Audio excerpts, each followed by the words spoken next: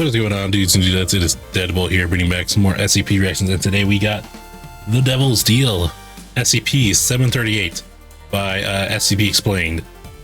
This intrigues me because I love monkey's paw deals, like situations, you know? Like I like this is why I like Twisted Metal so much, because they wish for something and then they get screwed in the end. Like they always get screwed. I think there was only one person who didn't.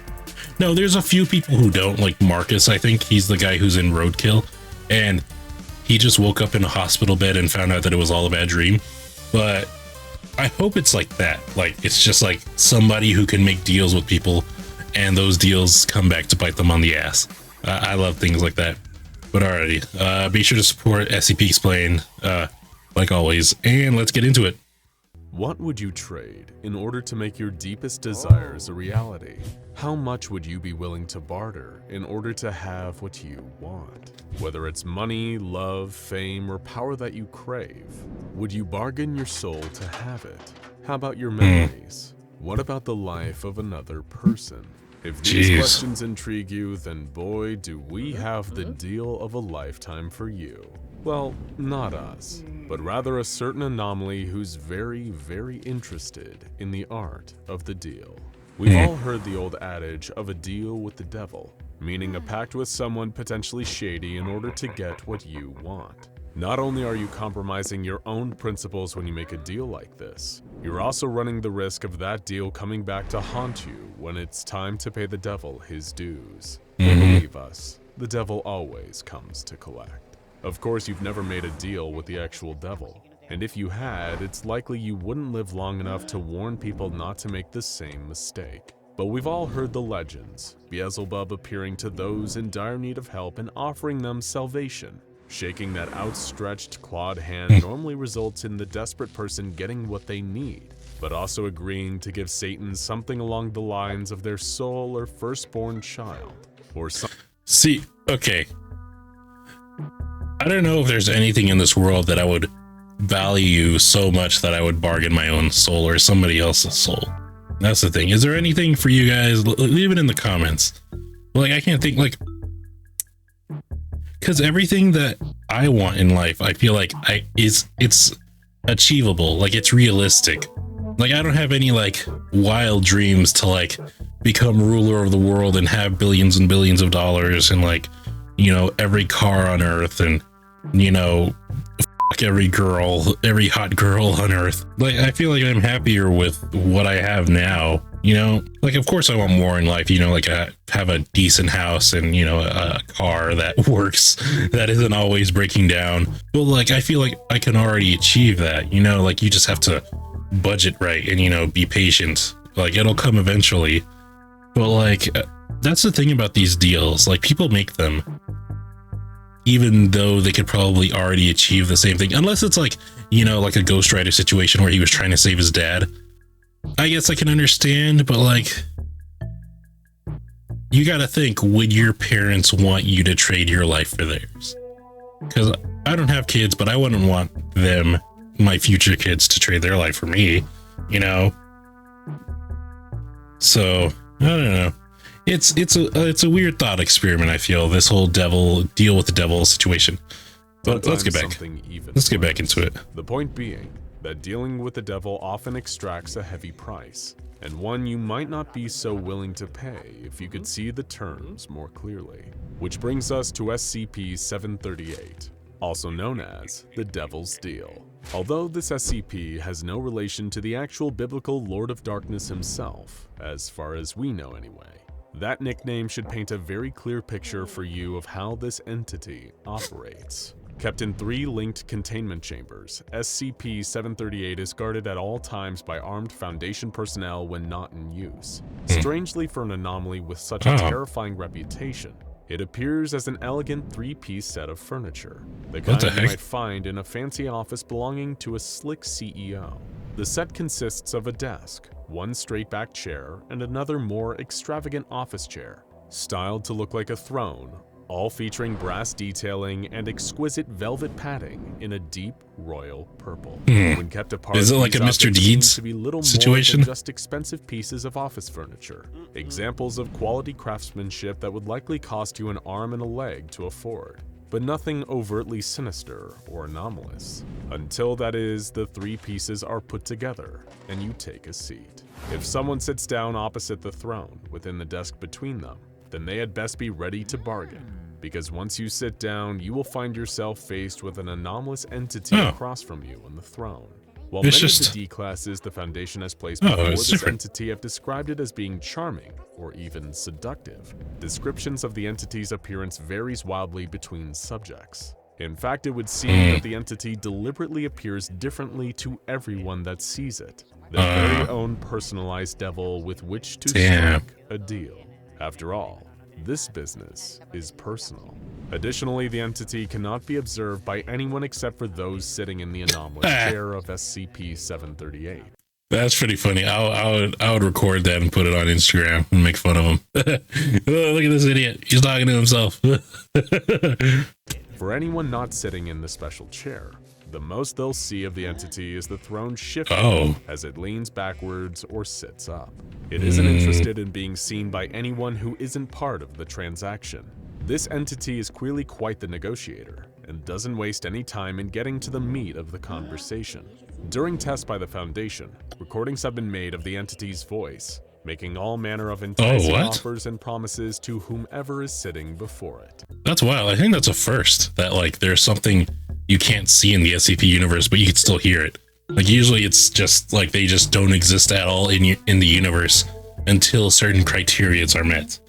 The entity will produce parchment from the desk, writing up what looks to be a contract with a quill and ink pot. If whomever is sitting in the opposite chair makes a formal request to the entity, it will cease its previous barrage of offers and take a brief pause before suggesting a price. During their first attempt to gauge the nature and effects of SCP-738, the Foundation sent one of its researchers into a room containing the desk, throne, and chair. According to his report, he saw a man sitting behind the desk, wearing a sharp red and gold colored business suit. The entity immediately bombarded the man with potential deals they could strike, offering him greater recognition and respect for his research, the love of the woman the man wanted, and even offering him the chance to join the O5 Council. Refusing to be coerced into any of these deals, the researcher left the room and seemed to suffer no adverse effects for his refusal. Since this initial incident, when testing the behavior and effects of SCP-738, the Foundation primarily uses D-class personnel. I like that. There is no downside. Like, you're not coerced. Like, I thought, like, they made it sound like in the beginning, like, if you sit down, you better be ready to make a bargain. I thought that was like, oh, well, if you refuse, it kills you or something like that. But no, I like SCPs that are just like, oh, you don't want to do this? All right, that's cool. You know, like, they just don't care. You know, there's so many SCPs that are just like, I'm gonna kill you for absolutely no reason at all. And you're just gonna have to accept that. It's nice seeing like a nice guy SCP.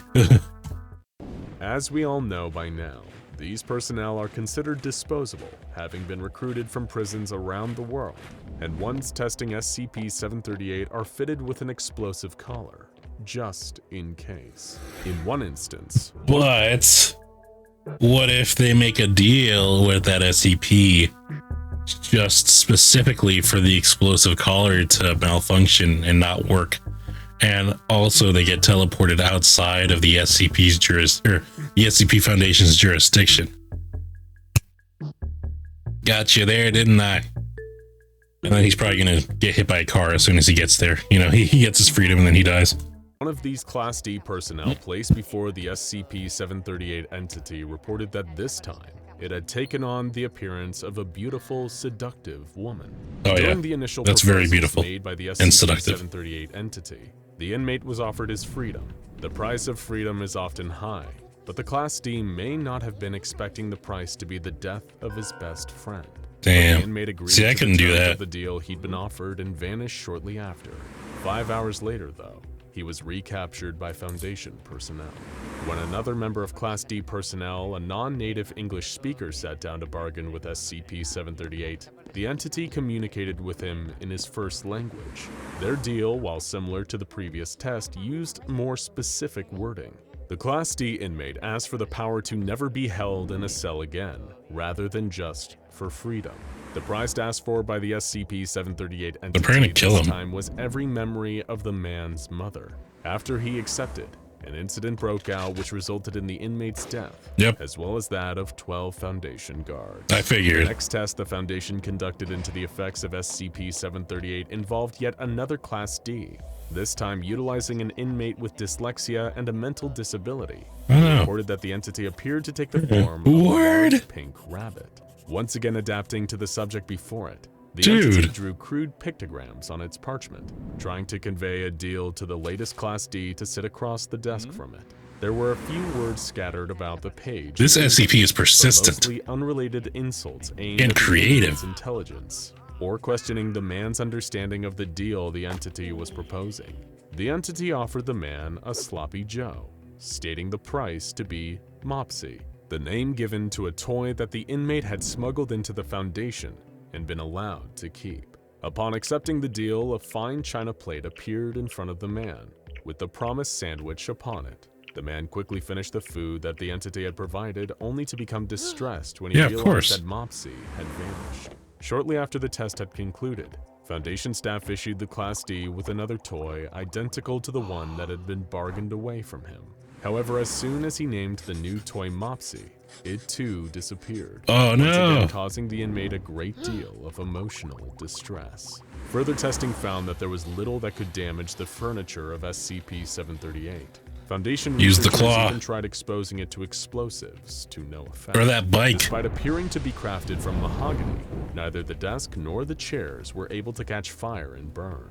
Gunshots did not tear through the woodwork as one would expect, and even a mechanical wood chipper did nothing to cause even the slightest of damage. There was, however, one thing that did. When directly attacking the desk with an axe, a single gash was left scored into the mahogany surface by the bladed head. This did unfortunately lead to the death of the personnel wielding said axe, and afterwards the mark left in the desk began gradually healing. Changing their approach, the Foundation ceased sending Class D personnel to make deals with whatever devil appeared sitting at the desk. Instead, a researcher took the seat opposite, and before the entity began its usual stream of offers to fulfill deep desires, the researcher asked a simple question: what are you? The SCP-738 entity took the form of a huge snake and answered, "I'm sorry. It's against policy to divulge personal details, but what if you ask for them?" It is unknown what the entity offered the researcher, but the session was called to be halted shortly after, and the Foundation researcher was institutionalized pending psychiatric review. The final test of SCP-738 involved a Mr. Sheldon Katz, senior counsel of the Foundation's legal department, who presented the entity with a fully legally watertight document, stating he was not acting on behalf of the SCP Foundation and was testing SCP-738 of his own free agency. Mr. Katz reported that, in this instance, the SCP-738 entity assumed the form of a professor who had taught Sheldon during his first year of law school, but didn't include any information as to what sort of deal the entity had offered him. After 41 hours of debate, during which a 900-page-long agreement between him and SCP-738 was drafted, Mr. Katz eventually passed out from sheer, overwhelming exhaustion. First of all, Mr. Katz, you have too much time on your hands. And second, that is so cool. They actually got a freaking lawyer to try to debate this guy. This is like on par with like in Squid Games when that like lawyer dude like read the fine print and tried to set everybody free. And like it was just like a huge flex. Like that's like what this is, Mr. Katz. I wonder if they're gonna like resume this session again. I hope they do, because that would be cool. I hope it lasts another, how long was it? 41 hours. They were in there for 2 days trying to work out this contract. What were they even trying to work out? What was offered? Did he ever say? Agreement between him and SCP-738 was drafted. Mr. Katz eventually passed out from sheer, overwhelming exhaustion. A red leather envelope was found on him when he was removed from the testing room. containing a handwritten note and smelling heavily of sulfur. The Sulfur? note simply read, "Please come back anytime. I haven't had so much fun in years." The incidents involving that's cool. SCP-738 all follow a strikingly similar pattern. After adjusting to the person before it, both appearing in a form specific to them and communicating with them in such a way that they will best understand, the SCP-738 entity will attempt to entice their latest emptor with their deepest desires. When the person opposite them makes a request, the entity brings up the question of price. While they can be negotiated with, it will insist that the price be of equal value to what is being requested, like for like, perhaps even a soul for a soul. It is worth noting that the entity that sits in that throne will not always follow through on deals if they determine the person making the request does not want the object enough, or if they request an object for someone else as a way of trying to dodge paying the full price. It seems that this entity, being the bargainer that it is, does not indulge requests that are made to affect other people, or for items that can easily be passed on to others. Accepting a deal with whatever devil appears across that desk from you will make your wish come true. Isn't that how deals with the devil always go? After all, you are certain to get whatever you ask for, anything your heart desires, if you're willing to pay the right price for it. Just make sure that you always read the fine print of that agreement before you sign, because the price won't always be your soul to be famous. you're willing to pay. Now check out SCP-1879, Indoor Salesman, and SCP-662, Butler's Handbell for more anomalies. I've reacted to both of these from the Vulgan, but I kind of want to see what SCP Explains interpretation of them are. But I want to see what would happen if somebody asked for just eternal happiness, just in this life and in the next. What would the price for that be? I feel like it would be steep, like not just a soul, but like, you know, something really bad, because you can't really lose with that one because you're going to be happy regardless. It's eternal. So when you die, you know, if there's a next life, you know, maybe the devil has your soul now, you're still going to be happy because it's eternal. It's going to last forever. You're happy all the time. Do you think there would come a time where if you're happy for that long that you would still somehow become depressed? Like you would still try to like end your life because you're like, oh my God, this is miserable. You know, like there's people who have laugh attacks that like laugh for like days on end. And you know, it's miserable. Like getting tickled is miserable. Or like, this is a bit more graphic, but like people who have constant orgasms, you know, like for normal people an orgasm is fun, but then if you're having them constantly throughout the day, then it's just torture. You know, like too much of a good thing is torture inevitably. So I wonder if happiness would also be like that.